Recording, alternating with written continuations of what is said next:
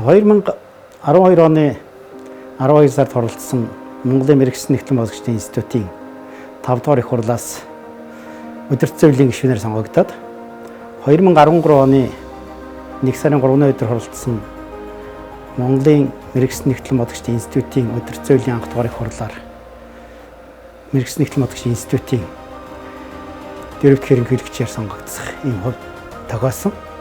За энэ сонгогдох үед Монголын мэргэжлийн нэгтлэн босгочд гишүүд аудитын компаниудын мэргэжлийн үйлчлэгээнд дөрвтөө өөрчлөлт хийх ийм бодлогын шийдлүүдийг бол тухайн үеийн мэргэжлийн нэгтлэн босгочдын институтийн удирдсан зөвлөл шийдвэрлэх юм шаардлага тавигдсан гэж бид ойлгодог.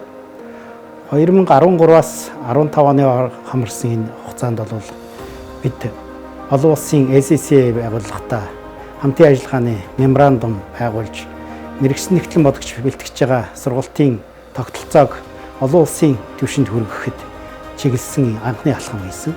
Мөн гишүүдийн татвар 20,000 байсныг 120,000 төгрөг болгож огцом нэмэгдүүлэх замаар гишүүд институтэд бол бас институтийн хөгжилд эдийн засгт нь хувь нэмрээ оруулах утас хэмжээний дөрвтөө өөрчлөлт хийж энийгээр дамжуулаад бид нэр гишүүдийн үн цэнийг нэмэхэд чиглэсэн алхмуудыг хийсэн.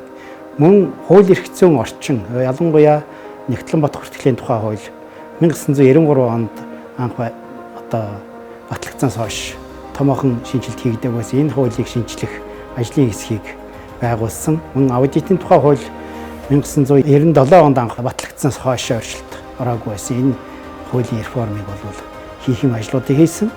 Тэгээд энэ ажлын хэсэг бол 2 жил орчим ажиллаад 2015 оны 6 дугаар сард бол нэгтлэн бот хүртгэлийн тухай хууль болон аудитын тухай хуульд шинжилсэн хариулгыг өөрчлөлт хийж 2016 оны 1 сарын 1-ээс энэ хууль хүчин төгөлдөр нөөцөжсэн.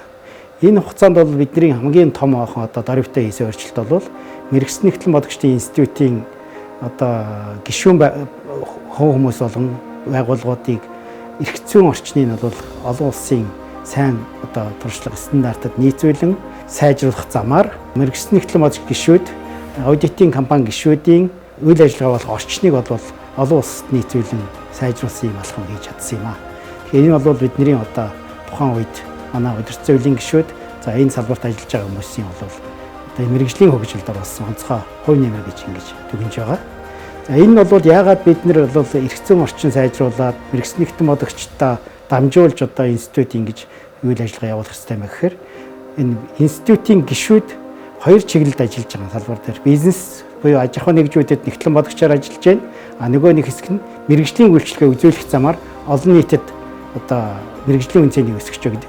Энэ гишүүдийнхээ үйлчлэгээний чанараар дамжуулж мэргэжлийн нэгтлэн босгочдыг бол чадварчулж энэ хэрээр бол нэгтлэн бот бүртгэл аудитэд олон нийтийн итгэлийг нэмэгдүүлэхэд бол институт мэргэжлийн манлайлал үзүүлж ингэж зах зээл дээр бол мэргэжлийн чиглэлийг зохицуулж байгуулга болж бас ажиллаж байгаа. Нэг талаасаа бол гишүүдтэй үйлчилдэг, нөгөө талаасаа мэргэжлийн үн цэнийг нэмэх ийм үйлчлэгээ үзүүлж байгаагаар бол миний институтийн хөгжил бас тодорхой дөрвтөө агц гарсан он жилид байсан гэж би дүгнэж байгаамаа. Ингээд 1996 оны 3 сарын 9-нд байгуулагдсан мэргэжлийн нэгтлэн босгочдын институт өнөөдөр 30 жилийн ойтойгоо залгаж байна. Энэ 30 жилийн явагт тохиолдуулан нийт мэргэжлийн нэгтлэн босгоч гишүүд, аудитын компаниуд, бусад мэргэжлийн оролцогчдод институтийн 30 жилийн баярыг мэд хүргэж цаашдынхан мэргэжлийн хөгжилд оруулах тэр үйлсэд нь өндөр амжилтыг хүсье өрөөё.